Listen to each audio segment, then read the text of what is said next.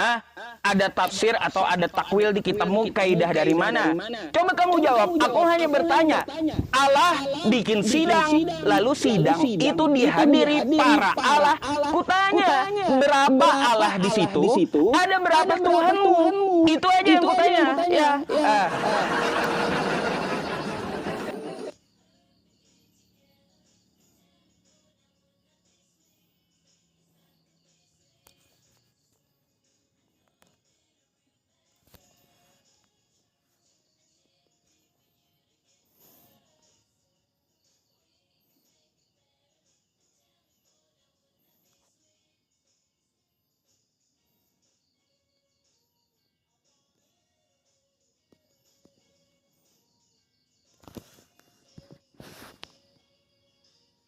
Sorry, Sep, suara kamu nggak keluar, Sep. Suara kamu nggak keluar. Lanjut ke Mazmur 82 ayat 1. Ucup, kamu ngerti nggak sih ketika kamu mempermasalahkan kata Elohim di sini? Ya memang artinya sama, Elohim ya God, Tuhan.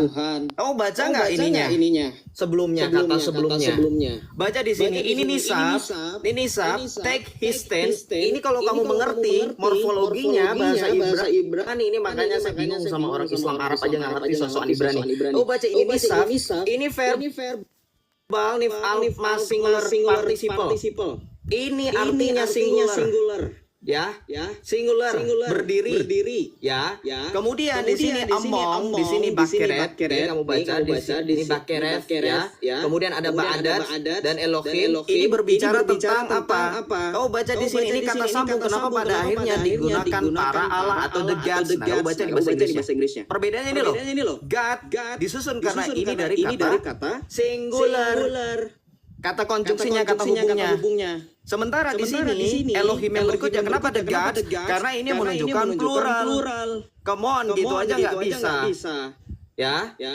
Jadi jangan mempermasalahkan sesuatu yang sebenarnya kamu harus baca secara konteks keseluruhan. Saya sudah bilang. Baca secara keseluruhan nih. Ini sudah ada. Kalau kamu mempermasalahkan dari situ juga sama pakai bahasa Ibrani.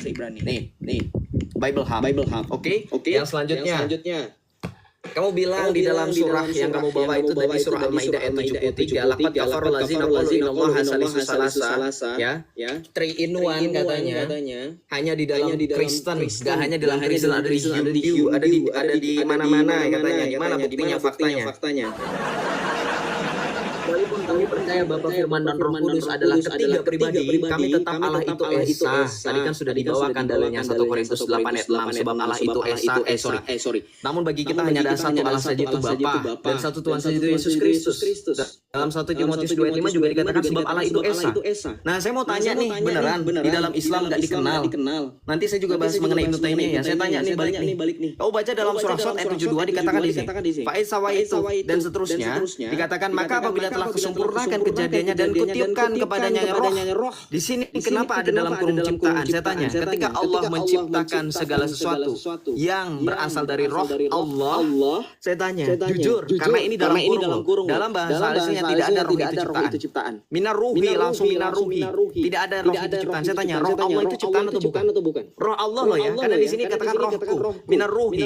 Ruhi di sini merujuk pada Allahmu. Apakah Allah itu memiliki roh? Kalau Allah memiliki roh Allah itu diciptakan atau tidak? Itu pertanyaan yang pertama. Yang kedua, di dalam surah Al-Quran Allah juga mengatakan Allah memiliki firman, kalam Allah. Paham kan dengan kalam Allah? Itu manhaj kamu sendiri ya kan, Ahlus Sunnah wal Jamaah. Apa yang dipercaya Ahlus Sunnah wal Jamaah? Saya minta kamu kejujuran ya. Tadi ruhullah dan kalamullah. Dalam akidah Ahlus Sunnah wal Jamaah, kalamullah ini, kalam Allah, firman Allah diciptakan atau tidak diciptakan? Nanti kalau kedua pertanyaan itu terjawab, kita tahu konsekuensinya dan kita tahu skenarionya apa. Nanti dijawab yang kemudian. Kamu mempermasalahkan katanya, saya jangan bahas itu Taimiyah katanya. Jangan bahas itu Taimiyah karena kamu percaya nggak di dalam hadismu sendiri al-ulama warasatul anbiya, ulama adalah waris para nabi. Saya nggak tahu itu Taimiyah kamu terima apa enggak. Yang saya tahu itu Taimiyah itu ulama bagi sebagian besar orang, termasuk orang-orang Islam yang tinggal di Arab Saudi. Di Jazirah Arab mereka pakai pemahaman Ibnu Taimiyah. Ya? Ngerti kamu? Jadi jangan mempermasalahkan saya. Karena di dalam Islam tidak ada otoritas untuk mematenkan kamu pakai ajaran yang mana. Islam tidak mengenal seperti gereja Katolik ada magisterium loh. Yusuf Fei. Makanya saya bebas kemana-mana. Saya bebas pakai kitabnya Ahlus Sunnah. Saya bebas kitabnya ke orang-orang Wahabi, karena di dalam Islam tidak ada patokan. Dan kamu jangan melarang saya, karena ini semua mereka berasal dari Al-Quran dan As-Sunnah, dari hadis.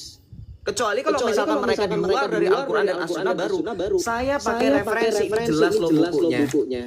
Ya, dari tadi kamu pakai dalil, sekali-kalinya kamu pakai data kamu tampilkan cuma Mazmur 82 ayat 1, sisanya tidak ada.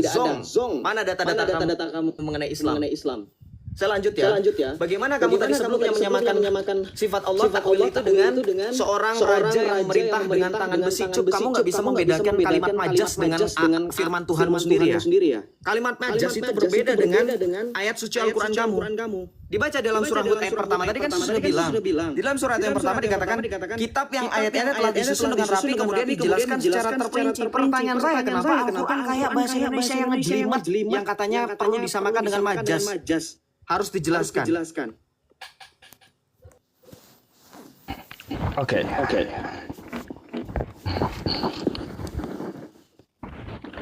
Ini berkaitan tentang ya, belum waktunya.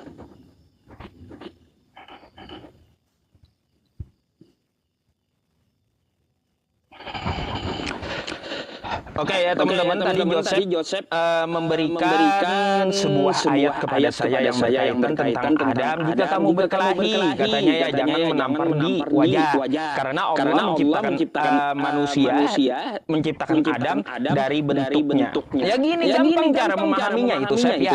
Ketika kita menggambar sesuatu, ya kita menggambar sesuatu, lalu gambar ini kita jadikan sesuai bentuk gambar kita, bukan sesuai bentuk gambar diri kita. Makanya kau pahami itu. Gampang kali cara memahami bentuknya ya dari hadis itu. Terus kamu minta aku pakai data. Kita bahas dulu Al-Quranku yang kamu bawa tadi ya. Fa idza sawaituhu wa nafakhtu fihi min ruhi. Sep, di sini kan ada nih tanda ya sukun. Di sini apa namanya, Sep? Apa di situ? Domir anak itu. Ya.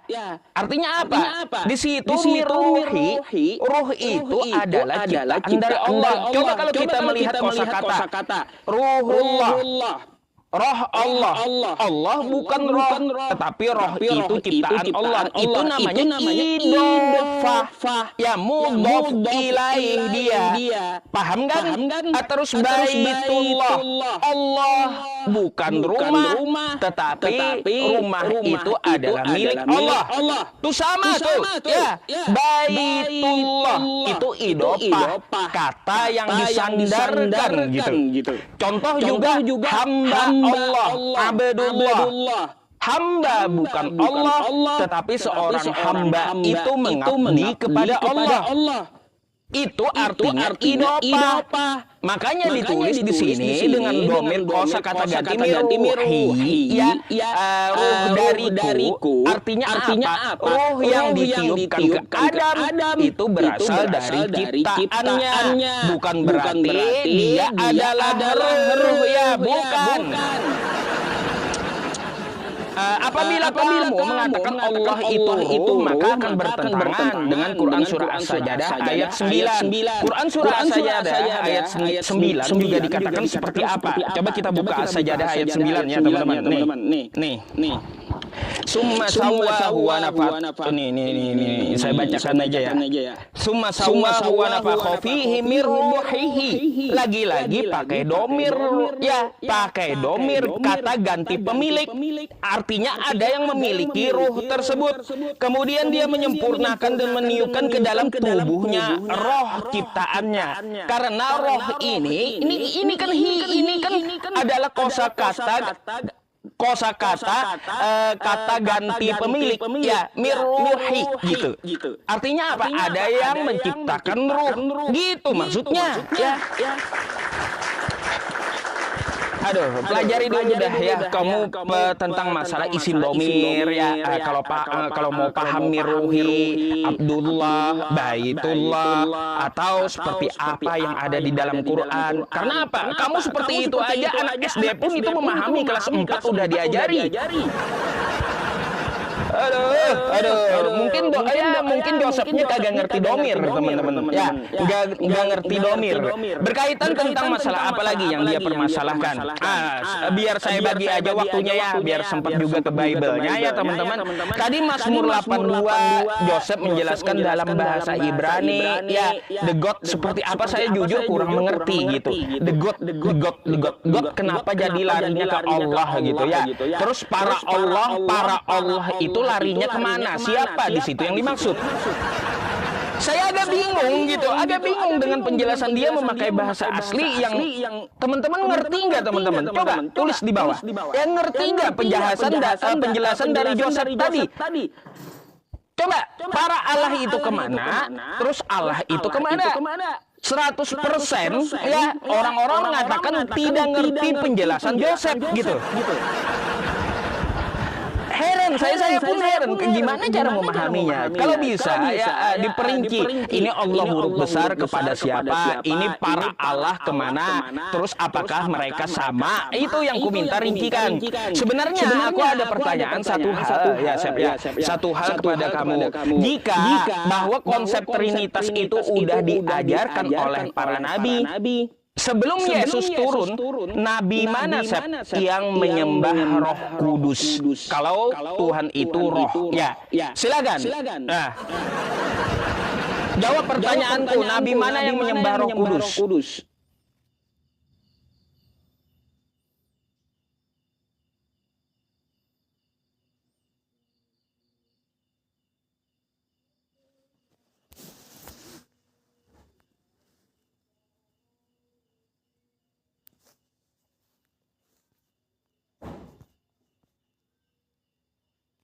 Suaramu enggak? Ya, suara. Konfirmasi dulu. Ini serius, saya diajarin isim domir dan kemudian apalagi ini tertulisnya idofah ya dan seterusnya. Cuk, mana ada domir pakai yi, sukun. 14 isim domir. Isim domir itu bentar, saya efek ketawa dulu sama kamu ya. Domir itu 14. Ada 14. Ana, antum, antuma, hiya, dan seterusnya. Mana ada sukun? Yang sukun jadi domir. Ini orang Arab ketawa. Domir itu kata ganti, teman-teman. Sama seperti bahasa Inggris. He, she, it. Dia laki-laki, dia perempuan. Mana ada dalam bahasa Arab yi itu merujuk kepada domir? Saya tidak berbicara domir. Saya tahu itu merujuk kepada Allah. Yang saya permasalahkan, jangan bahas idofah.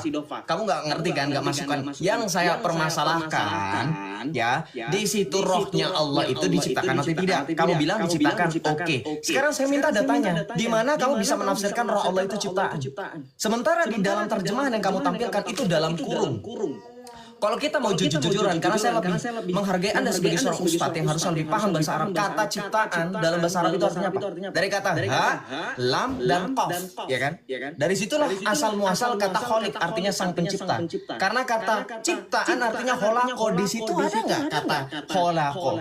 Bahwa rohnya Allah yang ditiupkan itu ciptaan? Nggak ada. Itu dalam kurung. Kamu jujur itu tampilin ya. Dari mana datanya? Kemudian yang berikutnya, kamu katakan bahwa saya telah tampilkan Bible Hub yang tadi. Kamu bilang 100% orang nggak percaya. 100% kamu punya waktu untuk survei sebegitu banyaknya penonton, yang hebat Islam. Dibandingkan untuk menjelaskan, dengerin. Saya jelasin sekali lagi, kamu ngerti ya? Kenapa jadi degas? Ini bahasa Inggris supaya kamu ngerti. Kamu paham nggak? Kenapa di sini pakai tambahan S untuk merujuk bahwa inilah ilah. Seperti dalam 1 Korintus 8 ayat 5 sampai dengan 6 yang tadi nih. Duh, saya bolak-balik.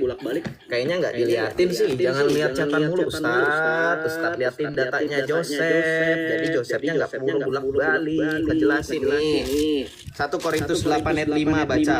Sebab sungguh pun ada apa yang disebut Allah, baik di surga maupun di bumi, dan memang benar ada banyak Allah dan banyak Tuhan. Jadi dalam perjanjian lama Mazmur 82 ayat 1 dan 1 Korintus 8 ayat 6 suratnya Paulus pun mengakui ada banyak Allah. Karena Allah yang dimaksud itu gelar. Ustadz paham nggak sampai di sini? Jadi di sini ada kata El Bakeref, ini merujuk kepada Allah yang banyak itu. Sementara Allah yang kamu maksud yang tulisannya gede yang saya tadi bilang, itu menggunakan teknis dan misab ini yang tadi saya bilang. Ini untuk menunjukkan singularity. Nih. Ya, nisab ini menunjukkan singularity, artinya kesatuan. Allah yang dimaksud ini Allah sang pencipta, beda dengan Allah yang ini. Paham?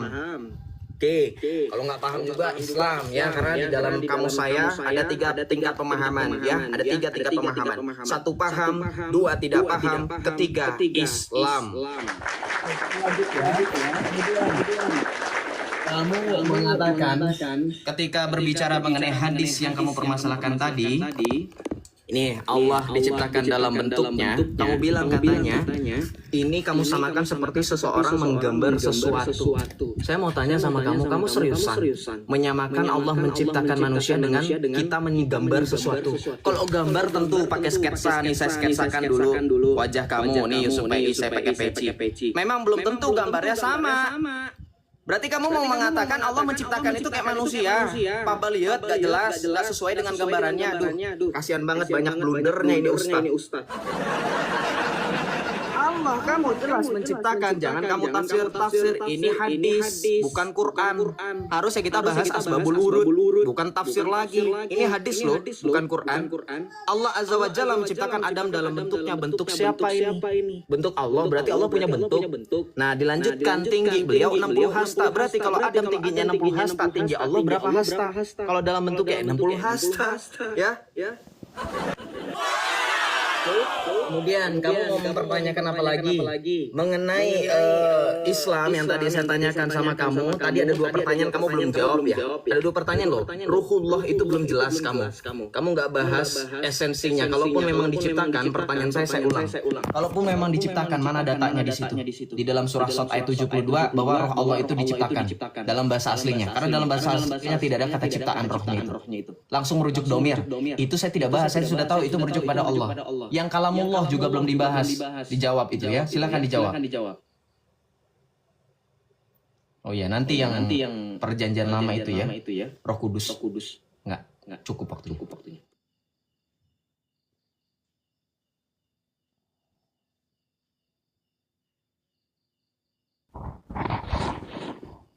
Baik teman-teman, kayaknya saya harus ngajarin Joseph lagi ini tentang masalah domir gitu ya teman-teman. Ya, mana ada Yesukun itu isim domir, rupanya nggak ngerti di domir mutasil dia gitu ya. Kosakata dari ana ya Sep ya. Isim domir mutasilnya itu Yasukun Sep ya. Yasukun. Paham? Dari anak ini domir mutasilnya ya sukun. Makanya kosakata miruhi itu adalah domir mutasil yang dirujukkan kepada Allah. Artinya apa? Roh itu milik Allah, ciptaan Allah. Makanya dari kosakatanya aja kenapa ada dalam tanda kurungnya ciptaan? Karena roh yang ditiupkan itu dari Allah, dari ciptaannya gitu. Paham? Artinya apa? Ruh itu ada pemiliknya. Kalau ada pemiliknya, berarti pemiliknya yang bikin dari ruh tersebut. Makanya aku bilang, itu adalah kosakata idopah yang mirip-mirip kosakata disandarkan. Baitullah, abadullah, ya, terus ruhullah. Sama itu kosakatanya idopah dia. Kata yang disandarkan gitu. Masa domir aja harus, diulang-ulang gitu. Terus kata bentuknya, serius kamu katanya itu kayak sketsa Tuhan kamu itu menggambarkan manusia. Nih, ya. Saya bukakan ini aja dah ya. Saya ini bukan ambil dari terjemahan selalu, Sep. Kalau ada sebuah hadis ya, saya akan buka kamus. Surah itu apa? Menggambar, melukiskan sesuatu, Sep. Ya, makanya suratihi itu bukan berarti bentuk sama dengan Allah, bukan. Tapi sesuai dengan yang dia lukiskan atau dia gambarkan gitu. Oke? Nah, makanya saya pakai nih ya, kamus bahasa Arab. Terus sudah saya jelaskan domir itu seperti apa. Saya rasa ya cukup saya menjelaskan dua hal itu, dan Yosef pun saya rasa itu ngerti udah gitu ya. Terus perbedaannya dengan kitab Yosef masalah Mazmur 82 tadi.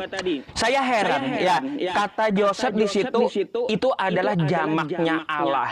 Tadi di awal bilang Tuhan itu Esa, tapi tiba-tiba ada jamaknya Allah. Itu kayak gimana jamaknya Allah? Terus kata kamu di situ ilah. Lalu kenapa terjemahannya jadi Allah? Ilah dengan Allah beda. Ya, ilah dengan Allah itu beda. Lalu kenapa di terjemahan Mazmur 82 itu Allah, bukan ilah gitu? Terus apa yang dimaksud para Allah? Jamak Allah. Berapa biji Tuhan kau kalau kayak gitu? Itu yang kutanyakan. Ya jangan kesana kemari gitu. Terkait tentang masalah pertanyaanku, nabi siapa yang menyembah Roh Kudus? Itu belum kau jawab samaku. Nabi siapa yang menyembah Roh Kudus sebelum Yesus itu datang? Karena tadi tidak sempat gitu ya. Sebenarnya saya mau bawa satu pembahasan lagi. Kita memahami ya teman-teman. Ini adalah pertanyaan yang udah berapa lama yang saya pertanyakan dengan pihak kekristenan juga. Jika kamu merasa bahwa Tuhan itu maha adil, Tuhanmu yang jadi manusia itu maha adil, ya, ini pertanyaanku. Tuhan yang jadi manusia turun ke Yerusalem selama 33 tahun hanya di satu kampung di Nazaret saja gitu ya. Saya mau tanya ke Yosef, di mana konsep keadilannya seperti itu? Tuhan yang nongol di satu kampung itu. Di sini konsep keadilan bagi mata kita yang melihat dengan mata kepala ya, bukan melihat dengan hati. Nanti malah dibawakan katanya beruntunglah, berbahagialah orang yang percaya namun tidak melihat. Bullshit itu. Bukan itu yang kumaksud. Mana keadilan Tuhan maha adilnya ketika Yesus turun di Yerusalem 33 tahun hanya segelintir orang yang dapat melihat. Saya, Yosef, tidak dapat lihat Yesus. Itu di mana konsep keadilan Tuhanmu di mana? Di mana sih konsep Kristen ini ancur-ancuran gitu? Konsep keadilannya saja tidak bisa dibuktikan. Coba gimana? Tuhan yang jadi manusia, cara membuktikan konsep keadilannya bagi seluruh manusia gimana? Silakan.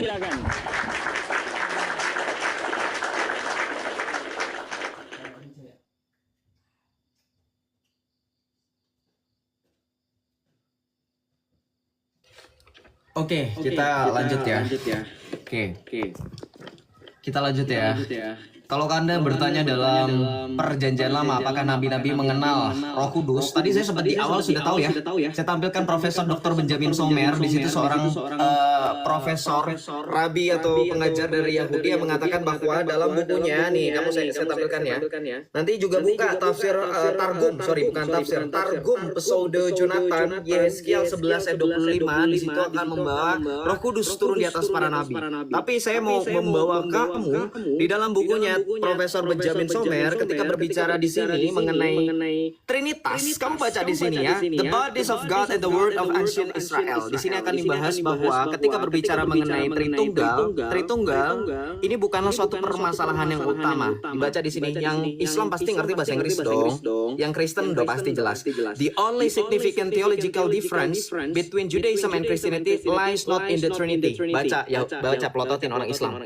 Jangan cuma isap jempol, lu orang Yahudi ngaku sama ke Islam, orang Kristen diludahin sama Yahudi, ya kami diludahin, kamu dibombardir. Ya. Jangan lupa kalau mau jujur juga di Safaria, nggak cuma Tuhan Yesus kami yang dihina, lebih hina nabi kamu dikatakan sebagai Mesugoh, tau nggak Mesugoh apa? Orang gila, tau nggak? Nabi kamu dikatakan demikian sama orang Yahudi. Ya, tapi ini sesuai dengan kejujuran Dr. Benjamin Somer yang tadi saya sudah tampilkan profilnya. Beliau seorang pengajar Yahudi. Beliau mengakui tidak ada yang masalah dengan Trinitas, termasuk konsep Roh Kudus tadi dalam Targum Pseudo Jonathan, Yeskiel 11 ayat 25. Oke. Kemudian kita bahas lagi tadi yang kamu sedang bolak-balik masalah domir, mutasil dan seterusnya. Saya nggak lagi bahas domir, nggak lagi bahas idofah. Saya bahas kejujuran kamu. Ini Quran terjemahan di sini betul. Saya kan tadi sudah bilang, ini ruhnya Allah, merujuk kepada Allah, ruhnya Allah. Dari mana ruhnya Allah ciptaan? Oke lah, saya terima. Misalkan kamu katakan Allah kamu itu rohnya ciptaan. Kamu buka lagi surah Shad ayat 72. Rohnya Allah itu ciptaan, katanya teman-teman, baca di sini. Ya, berarti secara tidak langsung orang Islam mau mengakui Allahnya itu menciptakan ciptaan dengan ciptaan juga. Paham nggak kamu? Allah kamu meniupkan roh yang diciptakan kepada ciptaannya. Berarti Allah kamu itu sama seperti makhluk. Menciptakan sesuatu bukan dari ketiadaan, menciptakan sesuatu dari bahan, sesuai dengan konsep yang seharusnya bahwa agama atau Tuhan itu menciptakan dari ketiadaan. Apa itu disebut dengan creatio ex nihilo? Belajar lagi sama Ahlussunnah wal Jamaah, dia pakai filsafat Yunani, UCPI, tanya sama ustaz kamu, kiai kamu. Sementara kalau penjelasan kamu, Allah kamu ini menciptakan dari creatio ex materia, menciptakan sesuatu dengan bahan. Itu namanya bukan Tuhan, itu manusia. Kamu sedang menjelaskan manusia. Contoh, saya kasih analogi yang pas, nggak kayak kamu dari tadi analoginya nggak pas. Kamu membuat kue, kamu harus ada bahan dulu, ada tepung terigu, ada gula, ada vanili dan seterusnya. Itu manusia menciptakan kue dari bahan. Allah kamu menciptakan manusia, berarti dari roh yang ciptaan juga. Berarti Allah kamu sama seperti makhluk, menciptakan sesuatu pakai bahan, bahannya ciptaan dia juga. Loh kalau begitu Allah kamu tadinya nggak punya roh, makanya ada di masa Tuhan kamu menciptakan dulu rohnya. Saya tanya, nanti kamu bikin bingung kapan Allah menciptakan roh? Ayo. Jawab ya, berat kan? Belum. Jangan lupa ya, saya punya 2 poin loh mengenai triinuan dalam Islam. Kenapa kamu nggak mau bahas kalamullah? Ayo, ini pertanda nih, takut nih. Kalamullah, saya ulangi ya, pertanyaan yang kedua, ini pertanyaan pertama juga masih belum terjawab jelas. Kalamullah, firman Allah dalam akidah Ahlussunnah wal Jamaah, Asy'ariyah, Maturidi, terserah. Kalamullah, firman Allah kamu ciptaan atau bukan? Jawab pakai data ya. Kenapa dari tadi ini nggak terjawab? Udah 2 ronde loh, saya ingat. Ini udah ketiga kalinya berarti. Kamu harus jawab, firman Allah kamu ciptaan atau bukan? Oke? Yang berikutnya. Mengenai kamu bilang bahwa di dalam hadis yang tadi saya bawa ini suratihi artinya dilukiskan dan digambarkan, kamu gak usah kabur. Berarti kamu mengakui ketika dikatakan ini dikatakan suratihi artinya digambarkan, dilukiskan, tapi gambarannya belum tentu sama. Masalahnya ini adalah bentuknya. Nih juga dikatakan bahwa bentuknya ini merujuk kepada siapanya. Di sini kepunyaan siapa? Suratihi menggambarkan dalam bentuk siapa? Orang kalau gini loh, Pak Yusuf, kalau mau menganalogikan sesuatu yang jelas, menggambarkan itu kan pasti ada objek, betul nggak? Saya mau gambar nih, gambar objeknya apa? Apel. Oke, apel mana yang saya harus gambar? Apakah apel Granny Smith yang warna hijau atau apel Washington Red yang warna merah? Atau gini deh, saya mau gambar objek gunung mana yang mau saya lukis? Gunung Pangrango atau Gunung Gede? Artinya apa? Tetap harus ada objek yang digambarkan. Jadi ketika Allah menciptakan manusia dalam gambaran, gambar siapa? Allah ngegambar pakai gambar siapa objeknya? Muter-muter aja Islam. Silakan dijawab.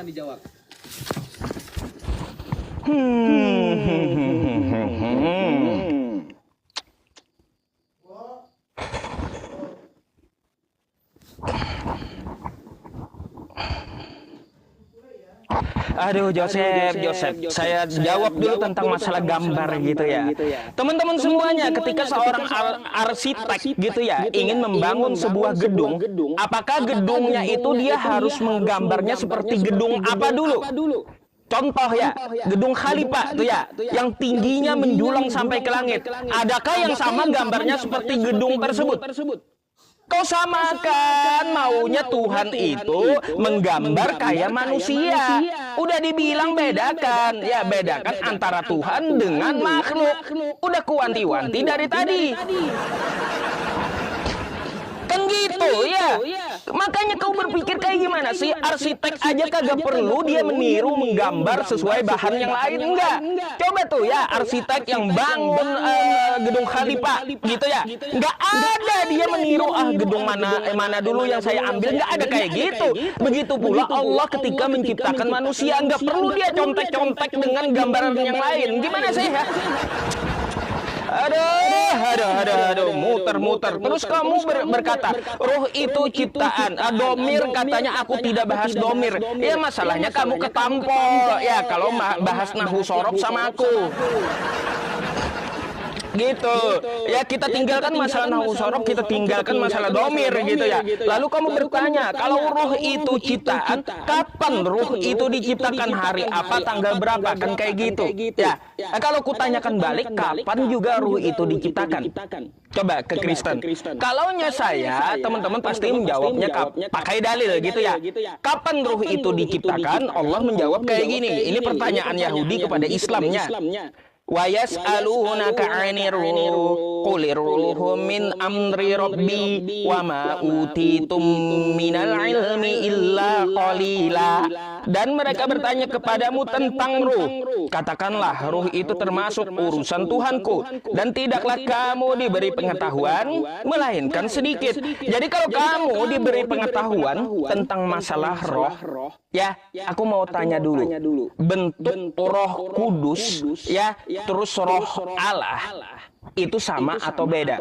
Terus bentuknya seperti apa? Warnanya seperti apa? Jawab ya.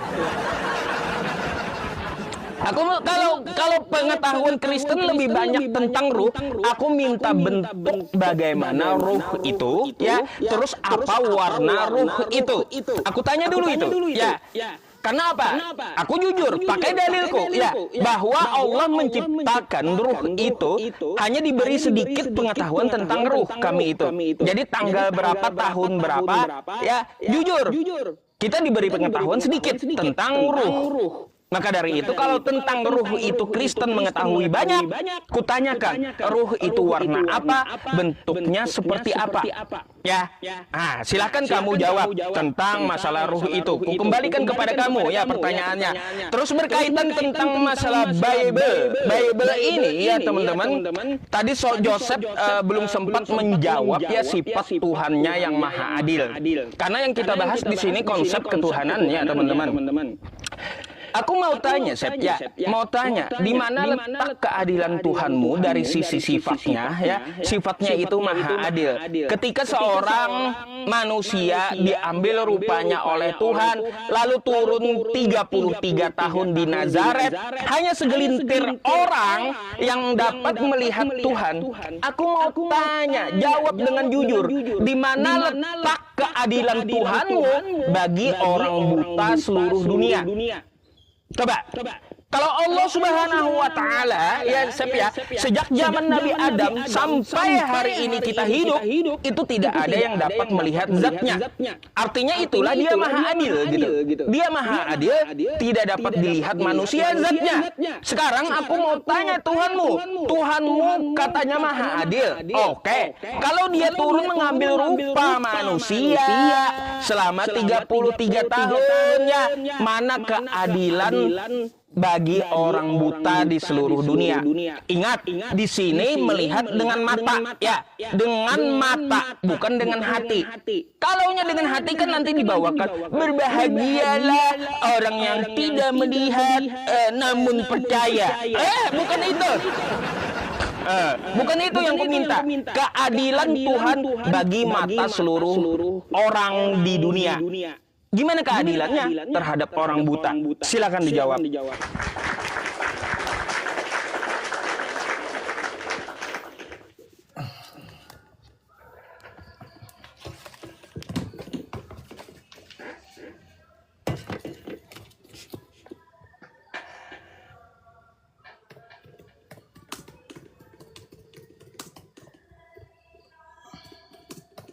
Waktunya, Sep. Waktu. Oke ya, kita langsung aja ya membahas tentang keadilan Allah. Betul, kamu mengutip Yohanes 20:29, justru adilnya Tuhan kami begitu. Berbahagialah karena kamu telah melihat maka kamu percaya, berbahagialah orang yang tidak melihat namun mereka percaya. Kenapa? Karena di situ lihat secara fisik. Iman itu berbicara tentang dasar sesuatu. Ibrani 11 ayat 1. Kamu jangan congak-cengir. Adam sampai Muhammad atau sampai manusia terakhir nggak pernah lihat Allah, bohong, pendusta Islam. Ahlussunnah wal Jamaah kok menyangkali Allah bisa terlihat pakai mata. Ini nggak pakai data, cuma pakai congor, dipikir masjid kali ya? Ini itu room TikTok, bukan masjid. Kalau masjid kamu ngomong kayak gitu diaminin banyak orang, saya nggak apa-apa. Nih baca. Apakah Allah tidak terlihat oleh mata? Apabila seorang bertanya apakah ini, jangan kamu sangkali dari ini ya. Ini Ahlussunnah wal Jamaah loh. Kitabnya ulama kebanggaan kamu loh, Asy'ariyah loh. Nih, ya. Ini akidah Asy'ariyah loh, akidah kamu Imam Asy'ari. Kamu jawab ya. Kamu tadi berbohong, berdusta, Allah tidak terlihat secara mata. Kamu baca di sini. Mata kepala loh ini. Karena melihat Allah merupakan kenikmatan yang paling utama. Loh, berarti 33 tahun yang lalu Allah telah menampakkan dirinya, itu adalah kenikmatan yang paling utama. Jadi orang Kristen udah tahu nikmat yang paling utama itu melihat Allah, bukan bidadari-bidadari montok ya. Oh, luar biasa. Jadi dalam Islam pun diakui. Kamu bilang katanya Allah nggak pernah kelihatan, Allah nggak pernah kelihatan. Kata siapa? Aduh, ini TikTok ada apa lagi? Bentar. Oke, saya lanjut.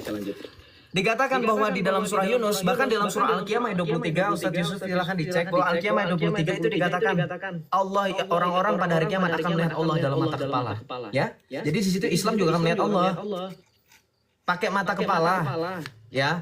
Kemudian nanti kalau Ustadz nggak percaya Allah akan datang di hari kiamat, jangan bilang kebangkitan ya, jangan bilang di surga. Ustadz tambahan Al-Qiyamah ayat 23, Al-Baqarah ayat 210, Al-Fajr ayat 21 sampai 22 di situ berbicara di dunia, bukan di surga. Karena nanti kalau kamu baca Al-Fajr 21 22 itu berguncang, bukan di surga yang berguncang, walaupun di surga ada berbagai macam merek kasur yang di situ ada bidadari montok diguncang, tapi bukan itu.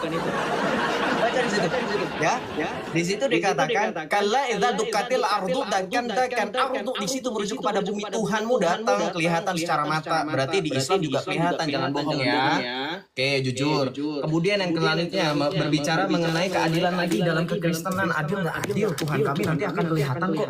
Di mana? Baca dalam Matius. Ini yang dikutip dalam Al-Baqarah 210. Matius 24 ayat 21. Jadi nggak cuma di Yerusalem aja Yesus kelihatan. Puji Tuhan karena Yesus sudah berjalan di muka bumi, makanya kita tahu nanti Yesus datang kedua kalinya dengan cara yang seperti apa. Kita baca di sini. Matius 24 ayat 29 sampai 31. Di ayat 30, pada waktu itu akan tampak tanda anak manusia di langit, semua bangsa di bumi akan meratap dan mereka akan melihat. Semua bangsa di bumi loh. Ya. Semua bangsa, artinya apa? Ini adil. Memang sampai dengan detik ini keadilan itu tidak dapat tercapai jikalau memenuhi nafsunya Islam. Makanya Tuhan Yesus jawab nanti pada saat kedatangan kedua kalinya pun, saya ulangi, ini ada dalam surah Al-Baqarah ayat 210 dan Al-Fajr ayat 21 sampai 22. Ini kalau Ustaz Yusuf Ibrani buka ya nanti ya, telaah sendiri. Ya. Oke. Baik, nanti lanjut juga di dalam kitab Wahyu, di sini juga dikatakan bahwa Tuhan Yesus akan datang segera. Ya, dan kenikmatan yang paling utama adalah bertatap muka dengan Allah di surga. Jadi ketika berbicara mengenai kedatangan Tuhan Yesus untuk kedua kalinya, Alkitab selalu konsisten. Dan nanti kalau misalkan ditanya bagaimana konsistennya Tuhan Yesus, bahkan pada saat penglihatan di Pulau Patmos oleh Rasul Yohanes, Wahyu 14 ayat 14 dibaca. Lalu aku melihat sesungguhnya ada suatu awan putih, dan di atas awan itu duduk seorang seperti anak manusia dengan sebuah mahkota emas di atas kepalanya. Luar biasa, penglihatan yang sama seperti pada saat nanti. Begitulah konsistennya Alkitab kami. Kalau misalkan kurang dengan Matius 24 perkataan Yesus sendiri, kita baca dalam Matius 16 ayat 27 perkataan Tuhan Yesus begitu konsisten. Dalam Matius 16 ayat 27 Tuhan Yesus pun mengatakan hal yang sama. Nih, Matius 16 ayat 27 baca. Sebab anak manusia akan datang dalam kemuliaan Bapaknya bersama dengan malaikat-malaikatnya. Ini Matius 16 loh. 9 bab sebelum Matius 24. Artinya begitu konsisten.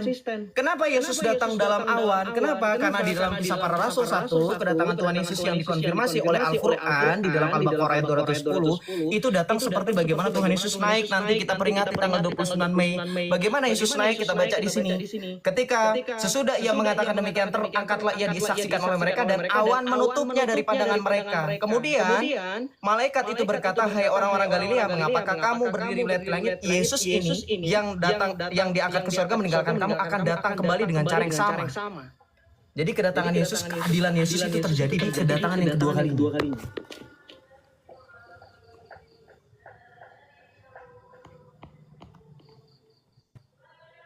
Ini kayaknya sudah lebih 1 jam ya, Ustaz. Berarti berapa ronde lagi? 1 kali lagi boleh. 1 kali putaran, habis itu closing 5 menit. Kita Aku kulihat di sini 1 jam 10 menit udah. Oh iya, berarti betul ya. Lewat 1 jam ya. Iya sih. Ya sudah, berarti 1 kali lagi. Berarti maksudnya Aku tanggapanku, habis itu kamu menanggapi, habis itu closing. Nah, kesimpulan. Oke.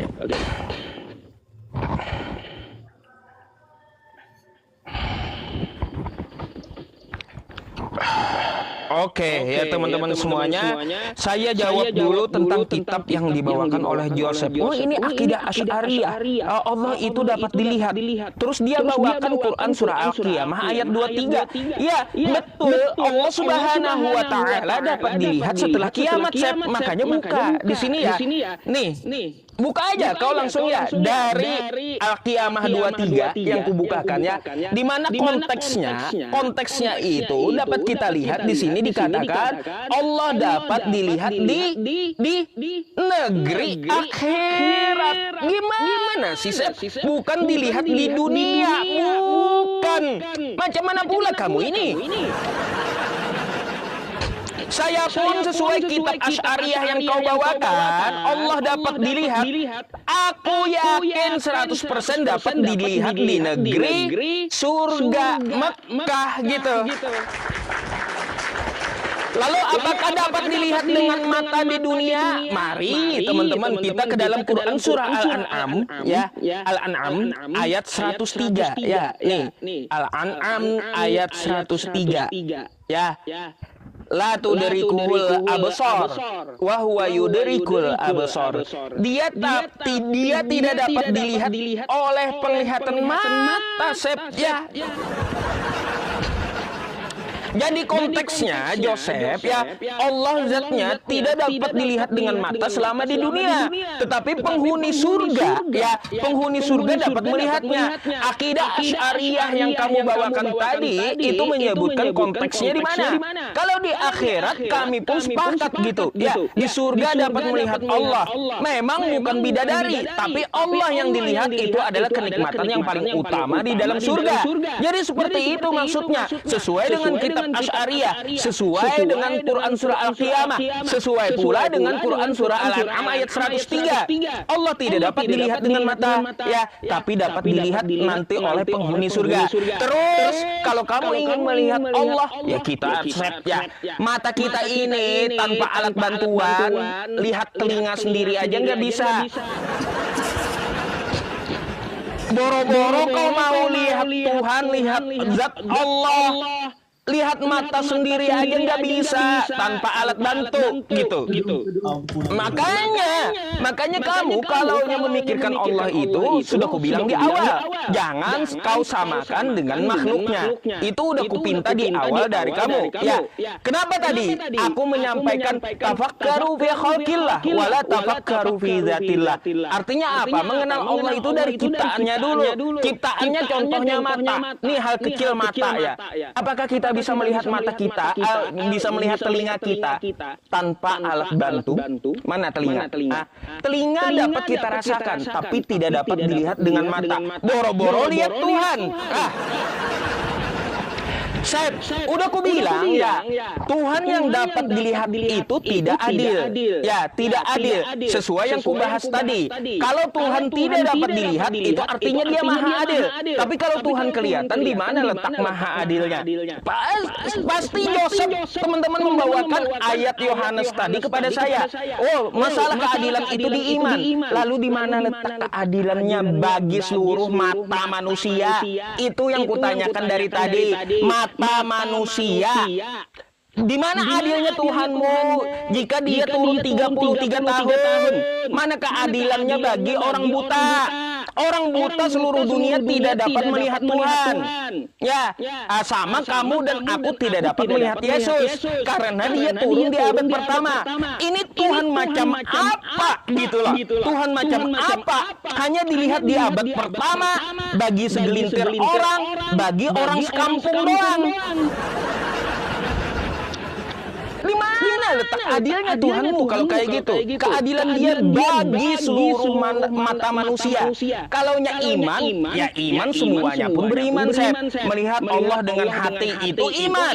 Kalau keadilannya itu yang namanya Maha Adil itu mencakup dari seluruh aspek gitu, termasuk mata kita. Contoh ya hidung kita, mau kafir atau tidak, mau buta atau tidak, mau bisu atau tidak, semua manusia dikasih napas oleh Allah ya, mau dia buta mau kagak gitu. Tapi seluruh manusia dikasih napas oleh Allah. Adil tuh. Nah sekarang mana keadilannya bagi mata? Tuhanmu itu mana keadilannya bagi matamu? Ya silakan. Habis ini closing ya teman-teman. Joseph dulu menanggapi ini.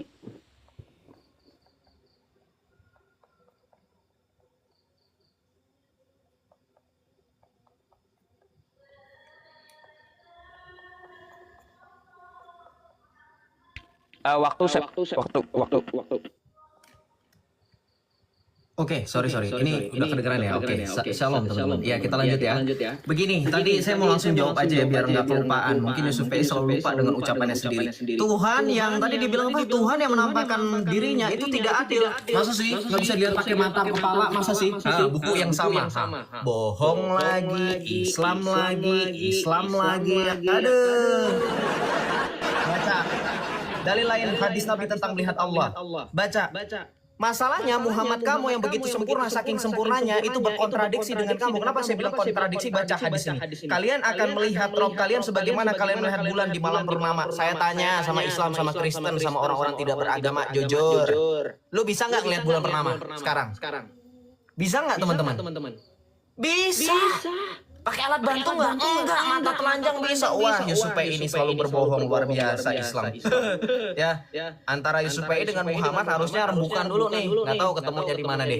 Ya, baca. Kalian akan melihat rob kalian sebagaimana kalian melihat bulan. Ini masalahnya artinya. Ya. Digunakan makan menyamakan Allah kamu seperti bulan purnama.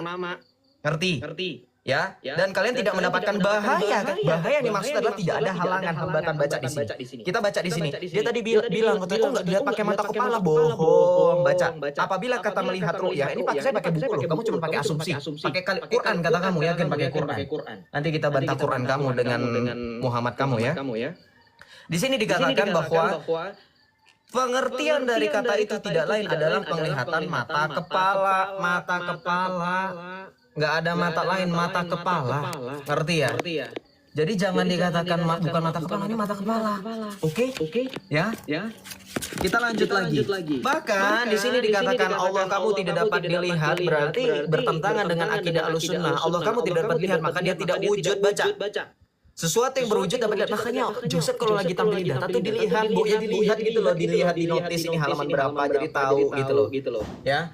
Kalaupun kamu mengatakan mata kepala di akhirat, enggak di dunia, berarti samanya Tuhan kamu enggak adil. Kenapa? Karena berdasarkan dalil, kalaupun memang di surga yang kamu katakan dalam Al-Qiyamah, berarti tidak dapat dijangkau oleh orang-orang kafir, berarti Allah tidak adil.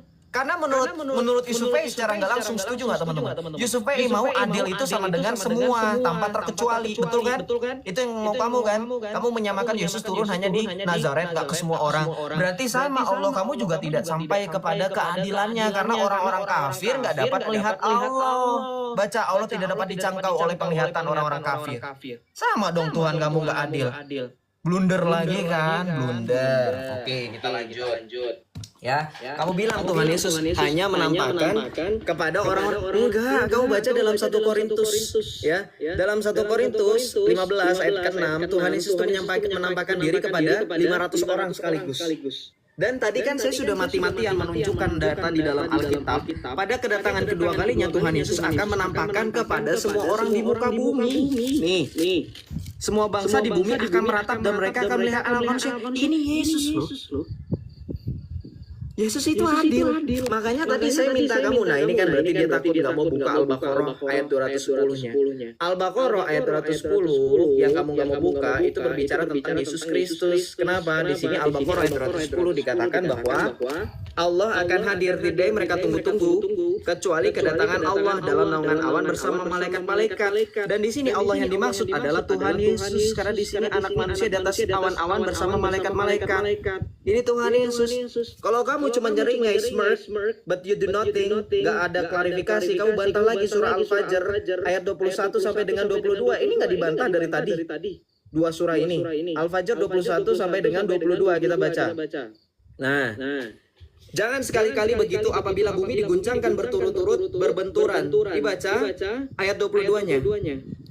Wajah Rabbuka, Tuhanmu datang. Begitu pula malaikat baris-baris. Siapa Tuhan ini? Wajah Rabbuka ini? Ya Yesus. Karena Yesus datang bersama malaikat-malaikatnya.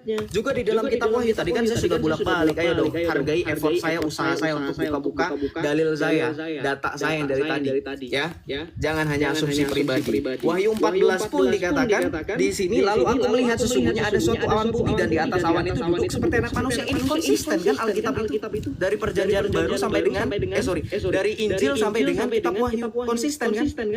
Dalam kisah para rasul pun konsisten. Saya tidak menemukan konsisten di dalam Al-Quran ketika Al-Quran menyatakan penciptaan dan seterusnya yang dari tadi dibahas. Saya tidak menemukan data yang konsisten dan valid.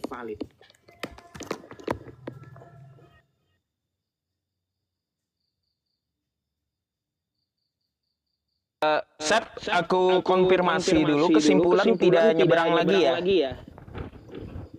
Kesimpulan itu artinya menyimpulkan perdebatan dari masing-masing kedua belah pihak. Apa yang menurut kamu menjadi nilai plus di sisi kamu dan nilai minus di lawan. Itu kesimpulan setahu saya selama saya.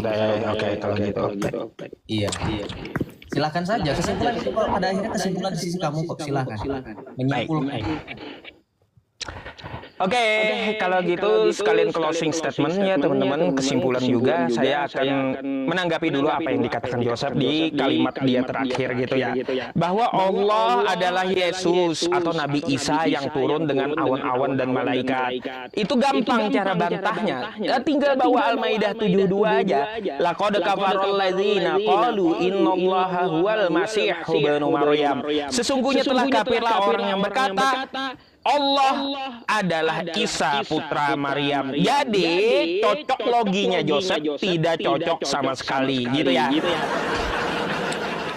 Jadi seperti itu. Jadi Allah turun di hari kiamat dengan malaikat penyangga arsy yang mempunyai 12.000 sayap. Apakah ada dijelaskan di tempat kamu Yesus turun di hari kiamat gitu dengan malaikat 12.000 sayap? Kan gitu ya. Jadi jangan kau cocok logi bahwa Allah turun di hari kiamat, tetapi Allah bukanlah Yesus, Allah bukanlah Nabi Isa, sesuai dengan Quran surah Al-Maidah ayat 72. Oh, banyak kali kau buka data tapi bantahannya cuma nggak sampai satu ayat gitu loh. Ada bantahannya nggak sampai satu ayat ya. Laqad kafarul ladzina qalu innallaha huwal masih ibnu Maryam. Sesungguhnya ya, barang siapa yang mengatakan Allah ialah Isa putra Maryam, maka dia telah kafir. Berkaitan tentang masalah itu tadi kata Joseph, perhatikan dataku. Udah beberapa kali ya aku menampilkan data. Nih ya, mari kita baca aja data yang dibawa Joseph tadi ya.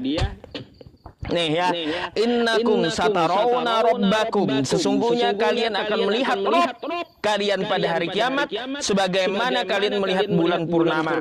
Dijelaskan oleh Nabi, innakum satarawna rabbakum iyanan. Apa? Melihat Rabb kalian secara langsung dengan mata kepala, yaitu di hari kiamat, di hari kiamat. Ya, di hari kiamat di surga Allah bisa dilihat. Lalu keadilannya di mana untuk orang kafir? Orang kafir itu letaknya di neraka. Allah tidak akan menampakkan zatnya di neraka, nggak mungkin. Ya. Coba Anda buka di dalam Quran surah Al-Bayyinah di ayat ke-6. Innal ladzina kafaru min ahlil kitabi wal musyrikina fi nari jahannam khalidina fiha ulaika hum syarrul bariyah. Sesungguhnya orang-orang kafir dari ahli kitab dan orang-orang musyrik, mereka akan masuk neraka jahanam ya, dan kekal selama-lamanya di dalam neraka. Sedangkan Allah menampakkan di surga, bukan di neraka. Itulah keadilan keadilan bagi siapa? Keadilan bagi orang beriman yang taat dan patuh terhadap perintah Allah. Maka bonusnya langsung melihat Allah. Kalau orang yang tidak beriman, ngapain diperlihatkan Tuhannya? Ngapain? Disiksa aja ianya. Jadi ada bentuk keadilan Allah bagi orang beriman dan tidak beriman. Yang kutanya itu konteks dunia. Ya dari tadi konteks dunia. Kalau Tuhanmu turun ke dunia, mana keadilannya bagi orang buta? Kan itu konteks dunia. Karena Tuhanku Allah Subhanahu wa Ta'ala tidak menampakkan dirinya, tidak menampakkan zatnya, tidak dapat dilihat dengan mata. Adil dia bagi orang buta yang tidak dapat melihat, bagi yang tidak buta yang dapat melihat, tetap Tuhan itu tidak dapat dilihat dengan mata. Karena apa? Dia maha adil. Daripada Tuhan yang turun 30 tahun di satu kampung, gitu ya.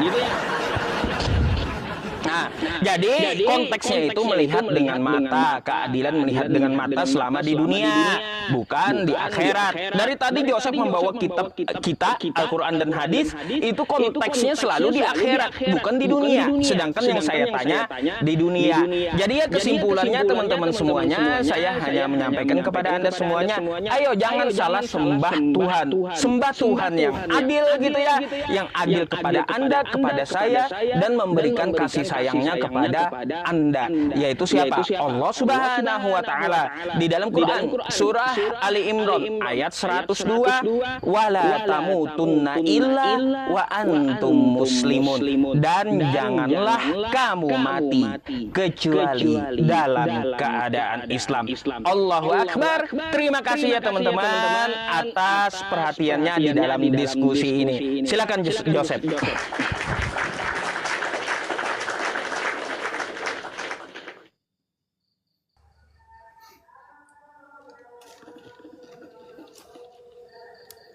Oke, kita rematch. Oke. Ini saya bingung. Ini kan harusnya kesimpulan ya, tapi saya nggak mendapatkan kesimpulan. Kesimpulan dikit banget. Yang ada malah membantah. Ya udah, saya ikutin aja teman-teman ya. Saya izin ya. Saya ikutin aja. Saya bahas satu aja deh. Ini bukti kebohongan lagi, katanya Allah nggak akan menampakkan di neraka. Kata siapa? Allah kamu itu lagi sauna refleksologi. Di mana di neraka? Baca ini. Kami Bukhari telah menceritakan kepada mereka, ini perawinya. Orang-orang dilemparkan ke neraka, dan neraka itu berkata dalam surah Al-Kahf ayat 30, apakah ada tambahan lagi? Maka Allah meletakkan kakinya. Kaki Allah kamu ada di neraka kok. Orang neraka itu akan melihat kaki Allah kamu, begitu luar biasa ya Allah kamu ya. Kamu bohong, dusta. Katanya Allah nggak menampakkan. Makanya saya bilang kesimpulan aja. Blunder lagi kan?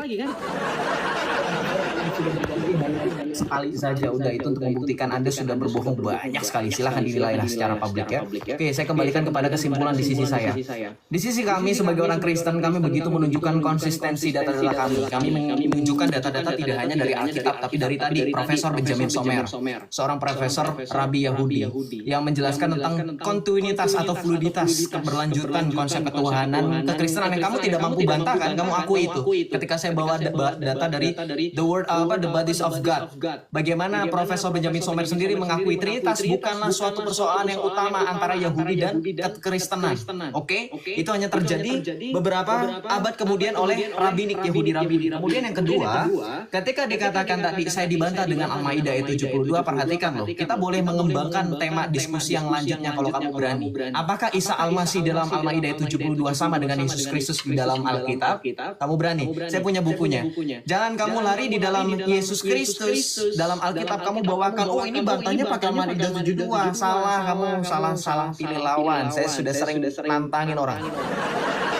Isa dengan Yesus berbeda, bantahannya tidak ada dan tidak terjadi dan tidak teraplikabel di dalam Al-Baqarah ayat 210. Kemudian yang berikutnya, kesimpulan dari sisi kami adalah ketika membahas tentang keadilan, saya sudah menunjukkan berulang-ulang, teman-teman boleh diputar lagi live-nya. 3 kali saya pakai data Matius 16 ayat 27, Matius 24 ayat 29 sampai 31, Wahyu 14, Wahyu 22, ketika berbicara mengenai Tuhan Yesus akan datang kedua kalinya. Kalau memang pada intinya keadilan di mata dari Yusuf PI adalah bahwa Yesus harusnya menampakkan diri kepada semua orang, maka seharusnya Yusuf PI juga berani membahas tentang hadis bahwa Allah turun di sepertiga malam langit dunia. Karena di dalam kepercayaan Islam, Allah turun di sepertiga malam langit dunia. Bayangkan, bagaimana mungkin di dunia lain belum nyampe sepertiga malam Allah tidak dapat turun. Silakan dipikirkan keadilan tubuhmu itu yang hanya mampu turun di sepertiga malam. Hadisnya sahih. Banyak sekali anggapan-anggapan yang menurut kamu tidak ada bantahannya. Saya sudah bantah dengan data yang sangat jelas dan reliable. Kemudian yang berikutnya, kesimpulan di sisi saya adalah berbicara mengenai Tritunggal. Ada satu hal yang kamu belum jawab dan tidak menjawab sampai dengan detik terakhir kamu memberikan kesimpulan. Apa itu? Kamu tidak menjawab firman Allah kamu dalam keyakinan Ahlussunnah wal Jamaah. Apakah ciptaan atau bukan? Itu tidak kamu jawab sampai 3 kali dan ini 4 kali. Ya. Kenapa? Karena kamu tahu di dalam akidah Ahlussunnah wal Jamaah kalamullah itu dibagi menjadi 2 kodrat, kalam lafsi dan kalam nafsi. Itulah yang dimaksud dengan Yesus Kristus sepenuhnya Allah, sepenuhnya manusia. Makanya kamu tidak berani menjawab itu, karena kalau kamu menjawab langsung sudah selesai debat ini dari tadi bahwa Yesus Kristus valid dikatakan sebagai Allah yang menjelma menjadi manusia. Karena kamu tidak mau menjawab kalamullah firman Allah itu apakah ciptaan atau bukan. Karena dalam akidah Ahlussunnah wal Jamaah atau bahkan dalam pembantahnya Ibnu Taimiyah itu diakui orang-orang Ahlussunnah wal Jamaah membagi kalamullah dengan kalam nafsi dan kalam nafsi. Mana yang diciptakan, mana yang cipta. Kemudian yang terakhir, kesimpulan dari saya adalah ketika Anda mengajak orang lain untuk menyembah apa yang kelihatan, kamu mengenal apa yang kamu kenal. Tapi kamu tidak mengenal apa yang kamu kenal dengan cara bagaimana kamu mengenalnya. Ketika dibuktikan Islam memiliki berbagai macam pandangan tentang Allahnya sendiri, seperti yang kamu tadi tolak di awal Ibnu Taimiyah dan ulama-ulama lain yang berpemahaman yang berbeda dengan kamu, padahal mereka mengenal satu Allah saja, yaitu Allah yang dikenalkan oleh Muhammad. Tapi di dalam konsep kekristenan, Allah kami Bapa, Putra dan Roh Kudus dikenal oleh orang-orang Kristen melalui pernyataan Yesus Kristus yang menyatakan dalam Yohanes 14 ayat 6, di mana di dalam doa orang Islam selalu berdoa, ihdinas siratal mustaqim siratal ladzina an'amta 'alaihim ghairil maghdubi 'alaihim waladdallin. Tunjukkanlah kepada kami jalan yang lurus, yaitu jalan yang Kau kehendaki, bukan jalan yang Engkau tidak kehendaki, yaitu orang-orang yang sesat. Maka Yesus menjawab dalam Yohanes 14 ayat 6, Ana huwa thoriq al-haq al-hayah, akulah jalan dan kebenaran dan hidup. Tidak seorang pun sampai kepada Bapa kalau tidak melalui aku. Jangan kamu menyembah ilah kategorial, nyembahlah Yesus, Allah segala bangsa. Makasih ya. Oke, makasih Chef ya. Nanti kita bisa susun lagi diskusi dengan tema yang lain. Oke. Thank you ya. Bye-bye. Oke, terima kasih. Bye-bye. Kemana ini keluar? Nah, kita berdua sama-sama nggak ngerti. Oh ini. Baik teman-teman, ada beberapa hal yang perlu saya sampaikan kepada kawan-kawan sebelum kita melanjutkan ini ya. Menanggapi Joseph tadi, ihdinas siratal mustaqim siratal ladzina an'amta 'alaihim ghairil maghdubi 'alaihim waladdallin. Siapa jalan yang sesat dimaksud? Ya Karisteng. Ya gimana sih Joseph? Jalan yang sesat yang dimaksud di Al-Fatihah ayat 7 ya, itu jalannya Karisteng. Nih saya bukakannya tafsirnya ya. Biar tafsir nih tafsir jalan lain Al-Fatihah ayat 7 ya. Aduh, heran saya. Kok nggak tahu mereka ya? Tunjukilah kami jalan yang lurus. Tiba-tiba lari ke Yesus. Mari kita buka ya. Mari kita buka ya teman-teman. Ini jalan siapa nih? Teman-teman sendiri yang baca ya. Teman-teman sendiri yang baca nih ya. Nih ya teman-teman. Teman-teman sendiri yang baca ya. Yaitu jalan orang-orang yang Engkau telah anugerahkan nikmat kepada mereka, yang melalui petunjuk dan hidayah-Mu. Kemudian diperjelas lagi maknanya oleh kalimat berikut, bukan jalan mereka yang dimurkai. Yang dimaksud adalah orang-orang Yahudi, dan bukan pula dan selain yang sesat. Yang dimaksud orang sesat adalah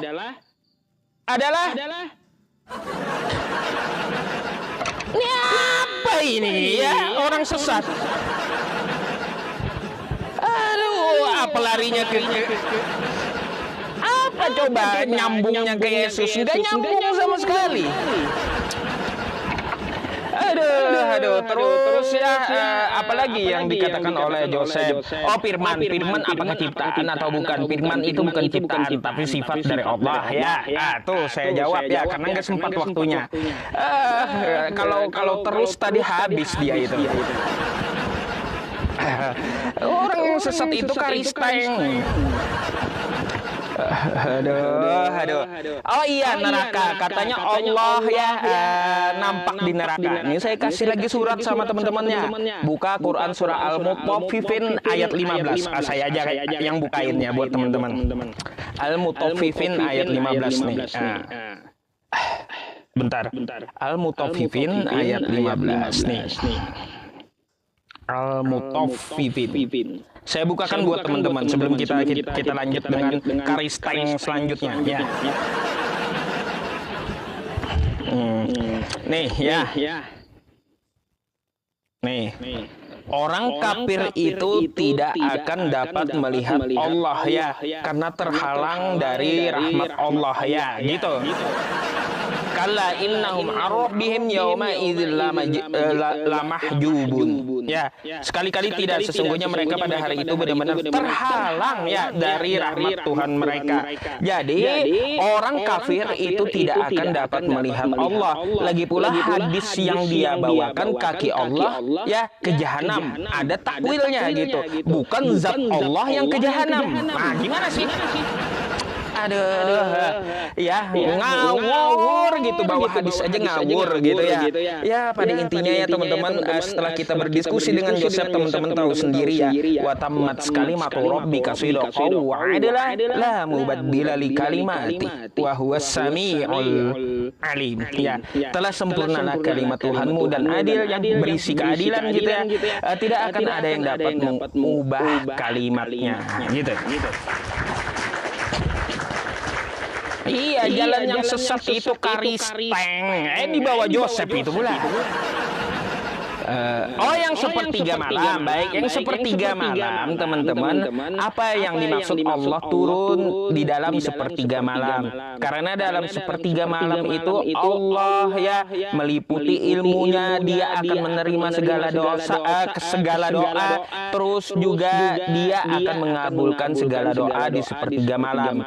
Artinya apa? Bukan zatnya yang turun, tetapi ilmu Allah di sepertiga malam meliputi ya urusan yang dinaikkan ke langit di sepertiga malam.